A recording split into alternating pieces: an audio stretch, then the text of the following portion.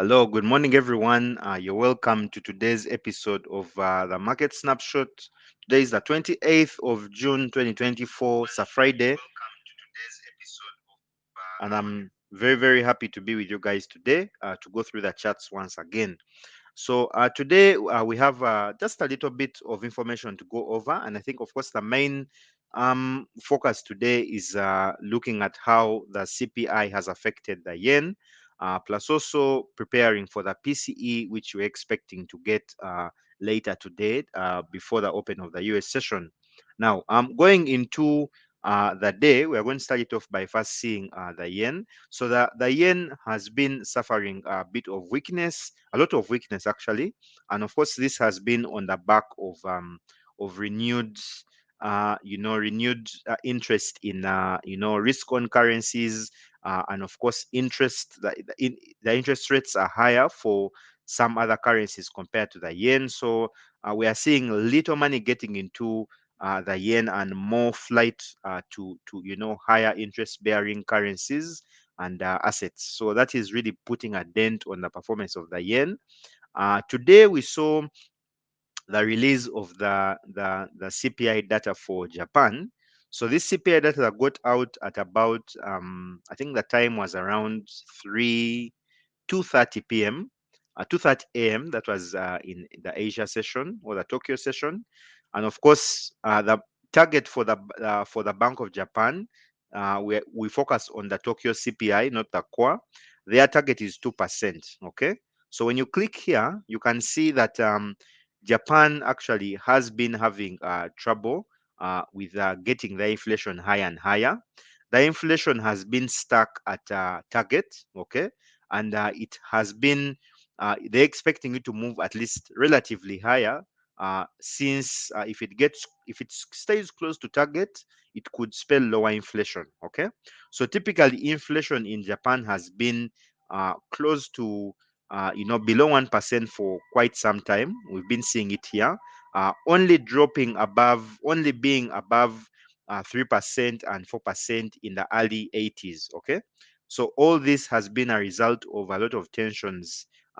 Japan has been going through a lot from the tsunami that it had to from the tsunami that it had to you know to the to the 1980 economic collapse that we saw in Japan. So from that time, inflation has been a struggle. Okay, it's only been going up above 2%, but briefly before it dips lower. Now, the Bank of Japan has a target of 2%, okay? And they expect that inflation should stay relatively higher, because if it comes down too much, then it can go below target. Now, we have been seeing the yen suffering quite a lot.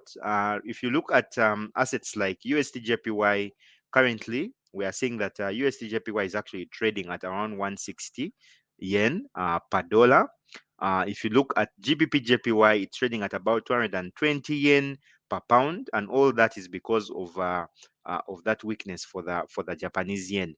So let's just go briefly over why the yen is weak and what could be the reason causing it. So on one hand, we have what we call a carry trade. So carry trade is typically a phenomena where you have um, if you have two currencies like the dollar and the yen, and you have maybe the pound and the yen, typically investors will prefer to keep their money in pound assets because they are higher interest bearing compared to yen assets. Okay, so if you look at the interest rates in Japan, they are close to 0%. Okay, so they are not bearing. So that's why you're seeing that typically the yen is losing a lot of value because of that. So this is just an article from Japan Times, and it's reading that Japan's first interest rate hike in 17 years has failed to boost the yen that policymakers had hoped for, with strategies pointing to four reasons for the currency to remain weak for now. At the top of the list is rates in Japan remain much lower than the rest of the world. Okay, so it's not only um, the US, we're talking about every single currency pair that is available to trade on FX Pesa: Euro JPY, GBP JPY, USD JPY, CAD JPY. All those are trading much, much higher because of that weakness in the yen. Now, if we proceed, we are seeing that we are seeing that, yeah, at the top of the list is rates in Japan that remain much lower than the rest of the world, followed by speculation that the yen hasn't weakened fast enough to invite intervention. Now, if you look at how the yen has been doing, if you look at the past maybe 10, 15 years, you'll notice that actually the yen could get much weaker.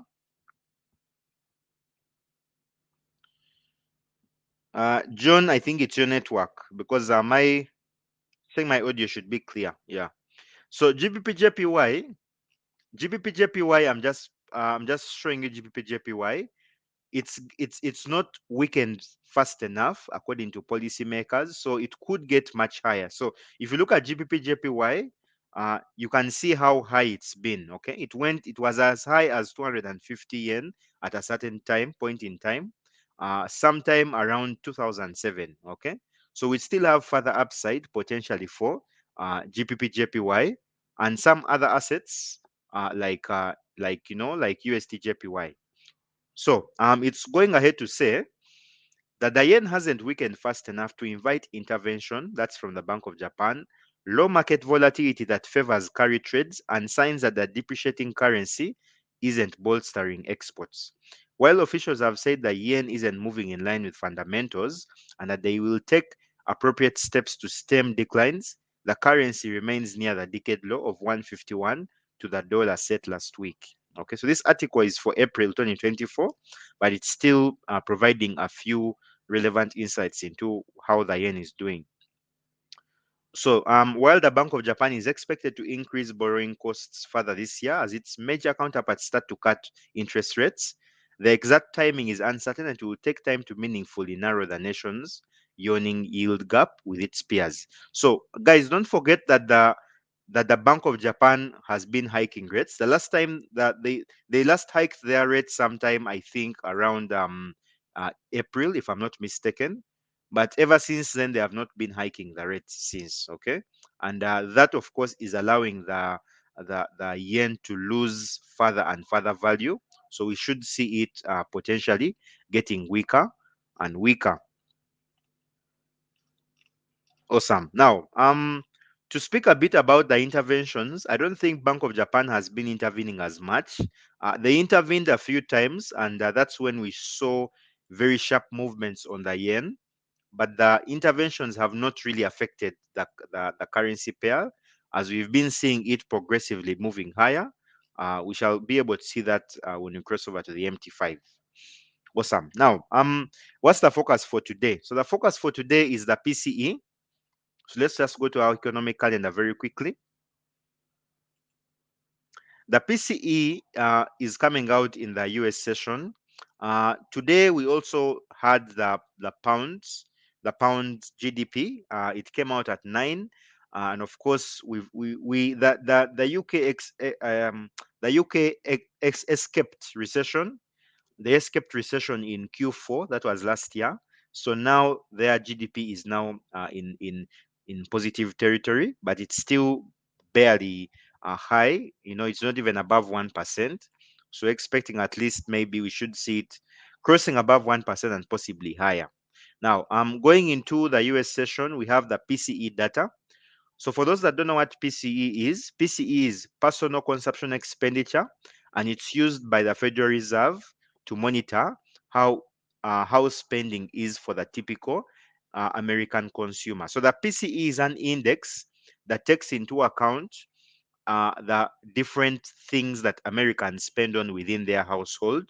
And those things are what the Fed uses to gauge how spending is taking place. So when the PCE increases, then it's a sign that the US consumer is actually spending more. And when the PCE decreases, it's a sign that the US consumer is spending less. Okay. So that's why we focus on the PCE, why the Fed focuses on the PCE. So the Fed does not look at CPI whenever they want to get an idea of consumption in the US. They focus on PCE. That's why it's called the Fed's inflation gauge. So now looking at the PCE today, we're expecting a decline for core PCE. That is on a yearly basis. We're also expecting a decline on core PCE on a monthly basis. and we are also expecting a decline on personal spending and personal income. Okay, rather, personal income, we're expecting it to increase a bit. Personal spending, expecting it to increase also a bit. But then the core PCE, and of course, even the PCE is expected to decline. So the last time we got PCE, guys, we got a bit of a choppy movement in the market. We saw that there was an initial move higher on the dollar because of a decline, and then soon after that, we saw that the dollar actually, okay, this one came in line with expectation. Let's just look at the other parameter. I think it was it this one? Let's look at this one and see. So we saw a spike on the euro. We saw a spike on I don't know which ones pushed higher. Was it these? Just give me a moment. Let's wait for the data to load.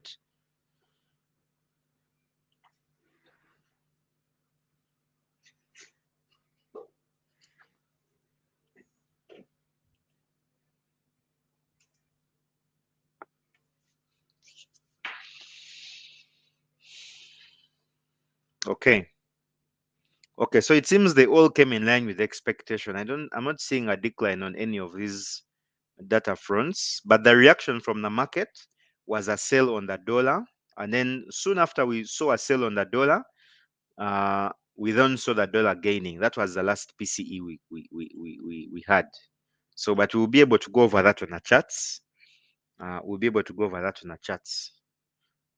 Okay. All right. Now, as that is loading, let me just speak briefly about the GDP we saw yesterday. So the GDP data we saw yesterday came as a surprise to the markets because we saw a slight increase, but then the reaction from that was that we saw a push higher for the risk on assets like the dollar. The dollar pushed higher.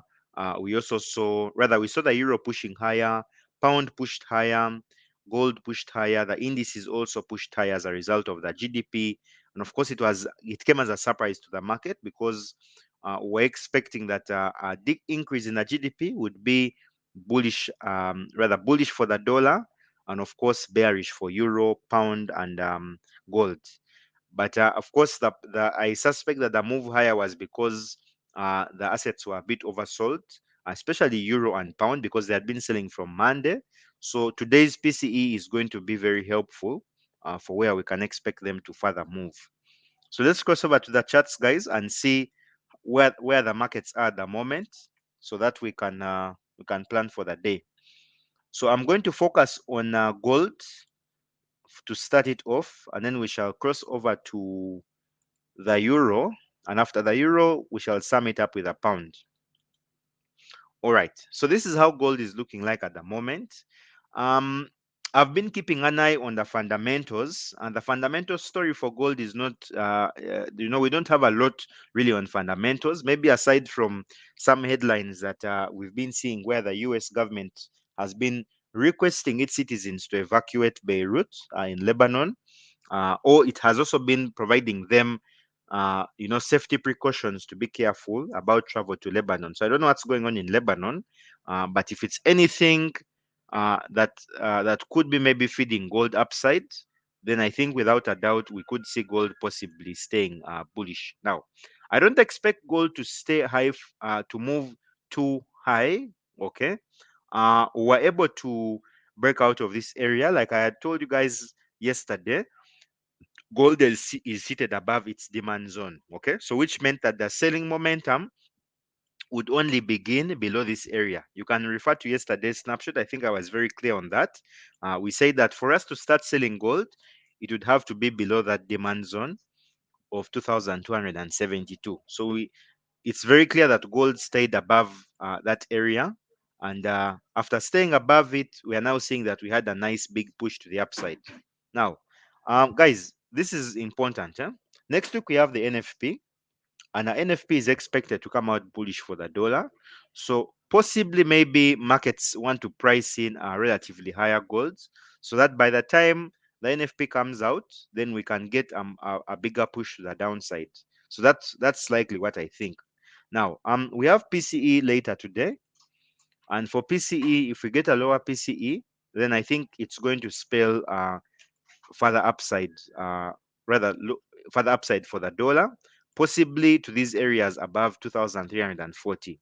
Now, gold is currently trading. It wants to break above its 200-day moving average, which is a sign that it could change trend to start trading higher. But you can see that we've been having a number of crossovers that have been indicating a change of trend. We've been indicating a change of trend to the downside. But you need to keep an eye for gold. Keep an eye and see whether we can possibly breach this area here above 2,334. If we take out this area, then I think gold most likely is going to aim to trade upwards of 2,340. If we get a much stronger PCE number, it's going to provide good downside momentum that could then allow it to sell and get back into this area here. But for now, keep monitoring it and, of course, focusing on how the PCE plays out. Now, aside from looking at gold sitting around this demand zone where it keeps buying from, we know that gold has actually been selling from peak levels, which have created some kind of a downtrend. Okay. So we were first at 2,300, 2,400 and 14, broke below this area with a nice descending triangle, got into a bearish flag, broke even more, and of course we stayed below our 50-day moving average, which is a sign of bearish momentum. Now, if we stay above our that red line, which is my 200-day moving average or your longer period moving average, that's going to spell bullish momentum for gold.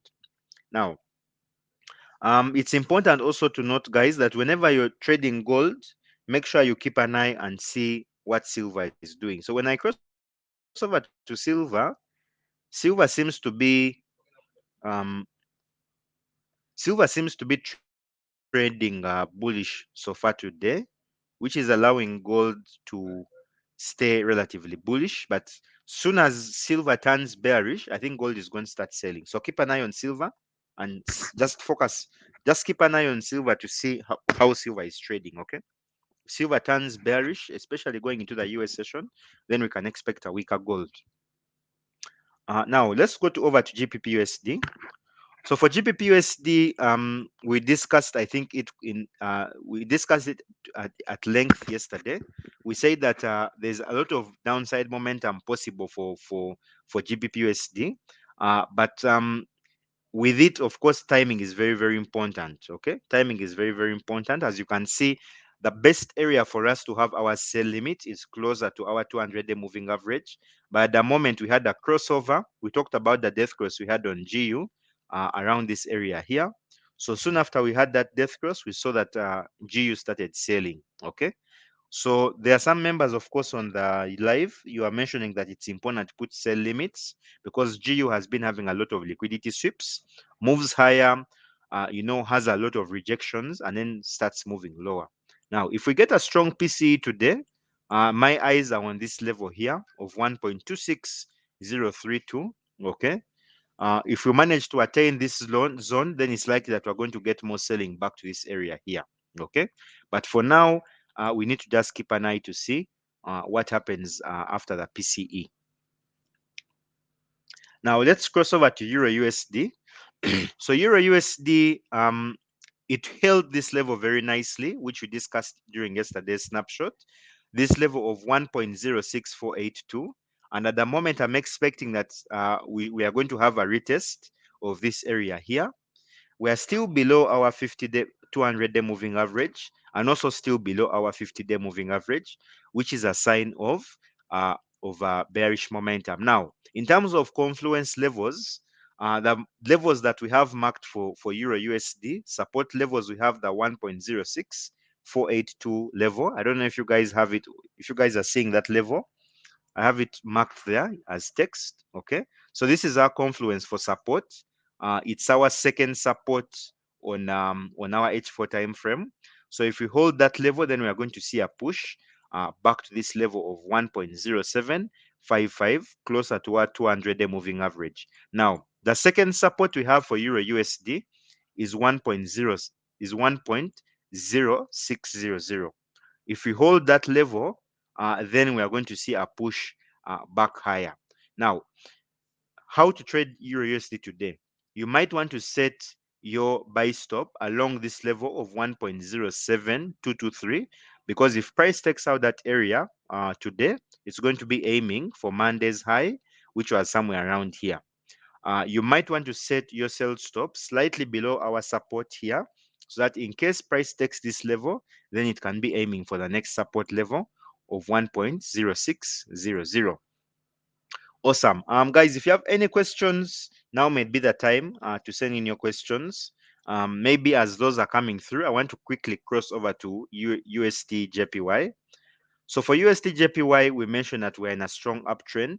Uh, Again, even yesterday, I mentioned to you that when you're trading GBP JPY, focus on the retracements. Whenever you get a retracement, you should be looking for a buy. And retracements below your shorter period moving average are typically signs of bullish momentum. Okay, so again, guys, you can see the number of hammers that are available on the number of hammers you have on GJ, okay, or GBP JPY. There are quite many. The more hammers you have in price action, the more signs of bullish momentum. Okay, so just keep an eye on GJ to see how to trade it. And meanwhile, we're also above our shorter period moving average, which is a sign of strong upside momentum. Awesome. DAX, if I'm to quickly go to DAX, DAX has been stuck in a bit of range. I haven't taken any trades on DAX today morning because I had quite a bit of a busy morning. So I did not really have a chance to look at DAX. But we've been stuck in a very, very tricky range. Uh, More price action is really needed on DAX for us to get more opportunities to trade it. But typically, what we've observed this week is that we've been stuck in a range that has kept it very nicely above this level here, which I have marked as my support level there, or my confluence level. That is 18,000, around 18,070. So we've been bouncing very nicely off that zone, which is a very nice zone for clients to set their buy limits for a push back to the upside. Now, in terms of barriers, we've been having very good chances to sell DAX. We had a double top that formed on Monday, and it has now created, resistance along this area here. And as of this morning, we're also seeing some barrier for DAX around here. Now, guys, just want to speak about the French elections. We have French elections sometime. Um, okay, when I was checking online, they said that the election is for 30th of June, which is on Sunday. But then I was also seeing some sources saying it's also on the 7th of June. So there might be two elections: the presidential voting, and then maybe the one for parliament, right? The MPs, the voting for the MPs. I don't know whether they call them MPs or senators. Senators. I'm used to MPs here in Uganda. That's what we call our senators. Yeah. So there's 2 days for voting, and currently there's quite a bit of tension for DAX. Typically, DAX is one of those indices where you see very strong upside momentum. Whenever it recovers, it always recovers substantially faster.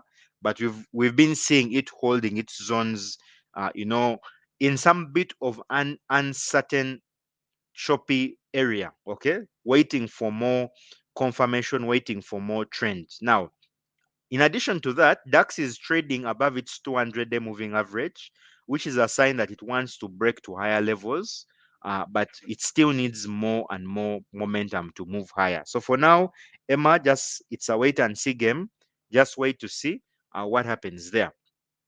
Okay, that's it from me, guys, with a snapshot for today.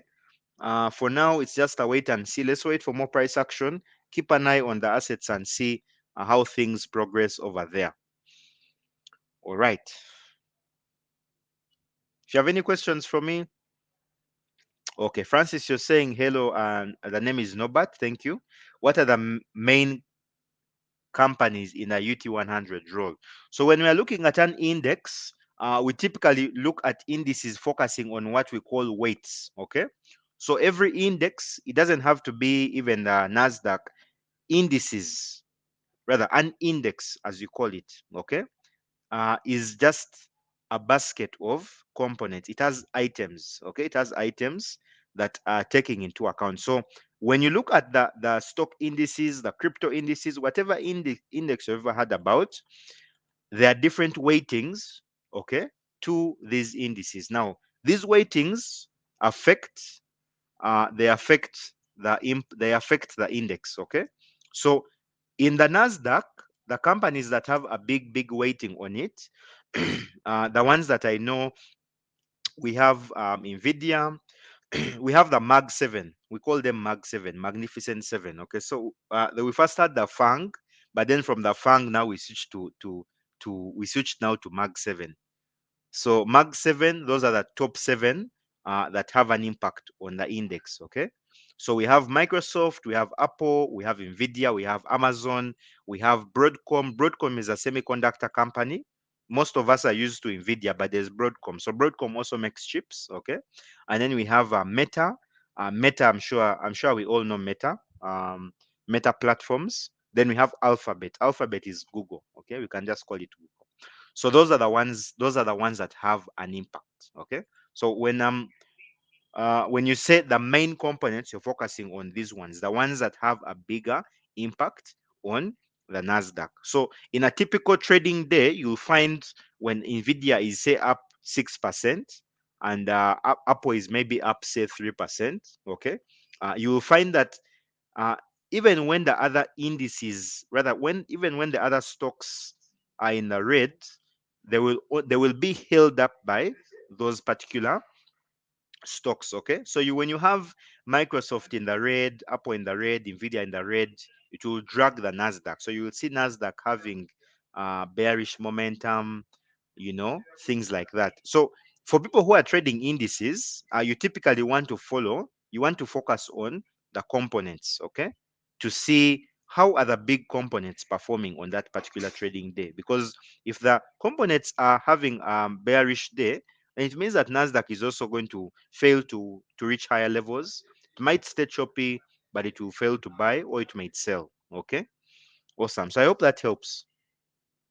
All right, guys, I think really that's it from me. It's been an awesome week with you guys, and I hope you guys will have an awesome time later today. The markets are still open. Trade safe, and of course, I insist that you watch the snapshot again to go over anything maybe that you missed as you wait for the day now. Awesome, guys. Nice weekend, and we meet next week. You're most welcome, Emma.